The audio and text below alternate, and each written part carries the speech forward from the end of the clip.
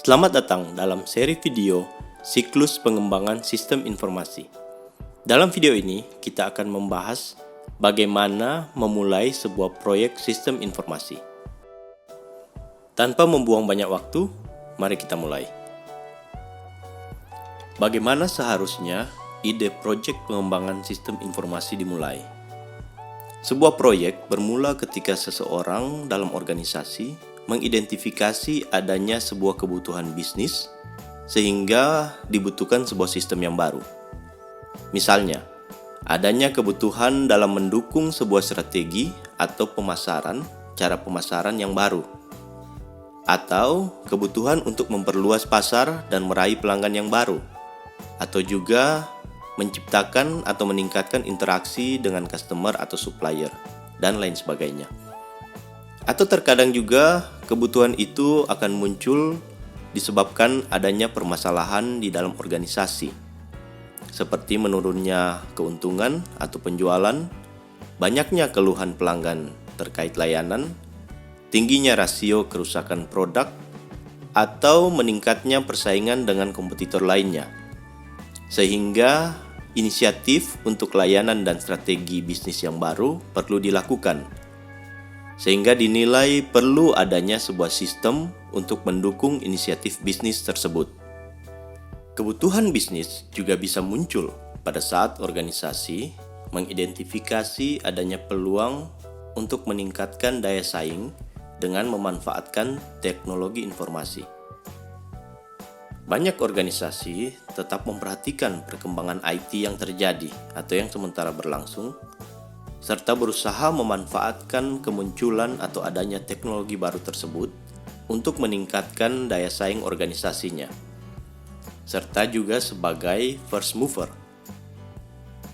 Teknologi seperti cloud computing, big data, artificial intelligence, machine learning, serta web 2.0, serta ragam teknologi lainnya di era industri 4.0 dapat mendukung dan dimanfaatkan oleh organisasi sebagai teknologi pendukung dalam memasarkan produk maupun layanannya. Idealnya sebuah organisasi atau perusahaan dapat memanfaatkan posisinya sebagai first mover dengan meraih pasar lebih dulu dibanding dengan kompetitornya, serta mendapatkan keuntungan, serta terus melakukan inovasi pada saat kompetitor lain hanya sebagai followers. Di saat ini, banyak proyek sistem informasi yang baru itu bermula dari inisiatif Business Process Management atau BPM. Banyak definisi mengenai BPM ini.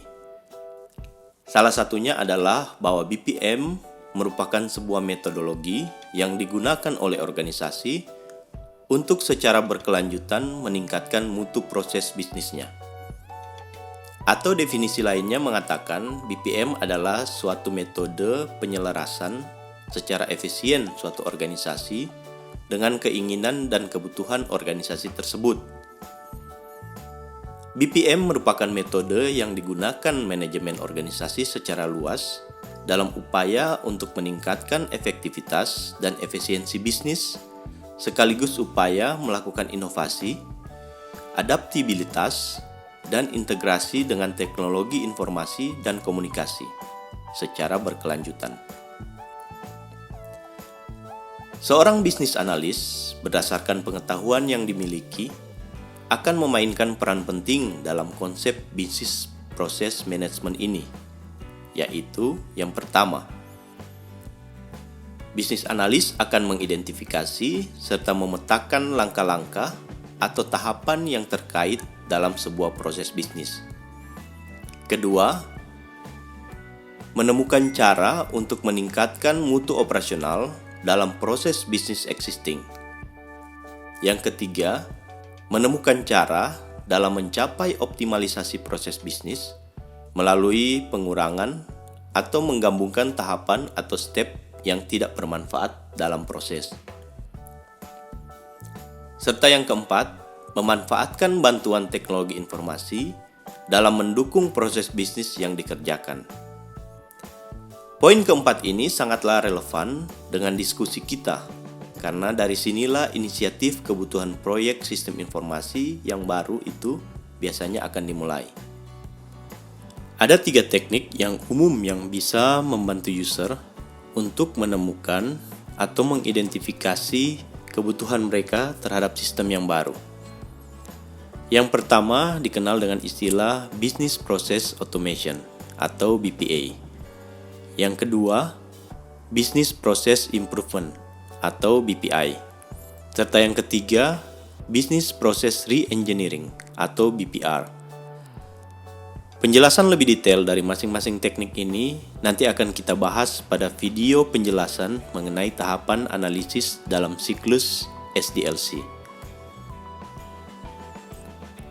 Pengotomasian dari proses bisnis atau Business Process Automation pada umumnya adalah awal mula atau landasan dari implementasi sistem informasi dan teknologi.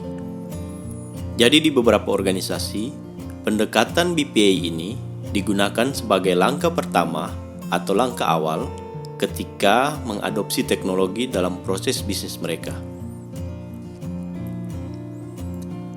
Dalam pendekatan BPA ini, komponen teknologi dan komunikasi digunakan sebagai pendukung, support, atau pengganti terhadap proses manual dengan tujuan meningkatkan efisiensi atas biaya yang dikeluarkan. Akan tetapi, pendekatan BPA tidak selalu akan menyelesaikan permasalahan jika ternyata sumber masalah itu terletak pada proses bisnis yang berjalan atau pada workflow proses. Maka pendekatan dengan teknik BPI akan lebih tepat. BPI atau Business Process Improvement dihasilkan dari aktivitas pengamatan terhadap proses-proses bisnis atau prosedur atau terhadap kemampuan staf yang kira-kira dapat ditingkatkan untuk mendapatkan eksekusi prosedur yang lebih cepat, serta merancang dan membuat proses baru, mendesain ulang proses-proses yang ada untuk memperbaiki dan atau meningkatkan performance alur proses existing. Atau bisa juga dengan memanfaatkan teknologi baru yang memungkinkan adanya struktur proses yang baru. Tujuan dari pendekatan BPI ini adalah untuk mencapai efisiensi atau penghematan resource dan efektivitas atau mempersingkat waktu yang dibutuhkan dalam menyelesaikan sebuah proses. Sehingga kadang-kadang pendekatan dengan teknik BPI ini juga sering disebut dengan istilah Functional Process Improvement. Sebagai contoh misalnya, pada proses pembaharuan kartu tanda penduduk yang kita tahu berakhir setiap 5 tahun sekali. Maka kemudian proses ini dapat diperbaiki dengan mengeluarkan kartu yang berlaku seumur hidup. Hal ini akan memberikan dampak penghematan biaya kartu dan mengurangi beban kerja staf pegawai yang terkait. Jika dibandingkan dengan pendekatan BPA, maka proyek dengan pendekatan teknik BPI atau Business Process Improvement akan menyebabkan terjadinya perubahan yang lebih besar atau lebih terasa di dalam prosedur atau operasional organisasi. Ini juga akan meningkatkan efisiensi dan efektivitas. Namun tentu saja proyek dengan tipe BPI atau Business Process Improvement akan memberikan resiko yang jauh lebih besar dibandingkan proyek Business Process Automation, dikarenakan akan ada perubahan yang lebih signifikan yang diterapkan terhadap operasional organisasi. Selain itu, ada pendekatan atau teknik ketiga yang bisa membantu user di dalam mengidentifikasi kebutuhan. Ini adalah Business Process Re-engineering atau BPR. Jika di dalam aktivitas Business Process Management atau BPM didapati permasalahan yang terkait dengan proses bisnis dan bahwa ada kebutuhan untuk melakukan pembenahan total, maka bisa digunakan pendekatan BPR. Dalam pendekatan atau teknik ini, akan terjadi perubahan secara fundamental terhadap operasional organisasi dan bagaimana cara organisasi atau perusahaan menjalankan bisnisnya. Perubahan ini sebagai implikasi dari adaptasi ide baru dan teknologi baru yang ditawarkan. Akan tetapi di sisi lain, proses perbaikan dengan pendekatan ini tentu saja akan memberikan presentasi rasio resiko yang lebih tinggi dibandingkan dengan dua pendekatan yang lain, BPA dan BPI. Oleh karena itu, dukungan dan komitmen dari top level management akan sangat penting dibutuhkan pada tipe proyek seperti ini.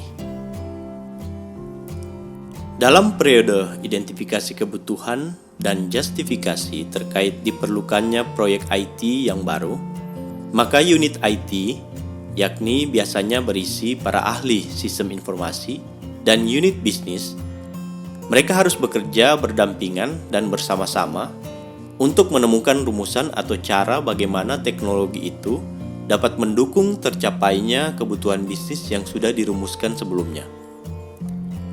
Organisasi dapat memilih variasi-variasi teknologi yang terbaru sepanjang hal tersebut memang betul-betul akan mendukung tujuan bisnis, yakni meningkatkan penjualan misalnya, atau meningkatkan kualitas layanan customer dan menurunkan biaya-biaya operasional. Sehingga pengeluaran sistem informasi akan memberikan dampak yang positif dan terasa dalam operasional organisasi. Ketika hasil dari BPM, yaitu kebutuhan bisnis untuk sebuah sistem informasi, sudah dapat diidentifikasi, maka seseorang atau unit yang terkait dengan pemanfaatan sistem yang akan dibangun, ini akan berperan kita istilahkan sebagai project sponsor. Project sponsor ini sering berasal dari unit yang mencetuskan atau yang menginisiasi ide awal dari perlunya sebuah sistem yang baru. Project sponsor ini akan bekerja di sepanjang siklus pengembangan untuk memastikan bahwa proyek ini akan berjalan dengan benar, serta menjadi koordinator tim proyek pengembangan. Ukuran atau skop dari proyek akan menentukan siapa yang akan menjadi project sponsor. Project sponsor ini bisa saja seorang manajer divisi, bisa seorang senior manager, CEO, atau malahan bisa dalam bentuk joint sponsorship.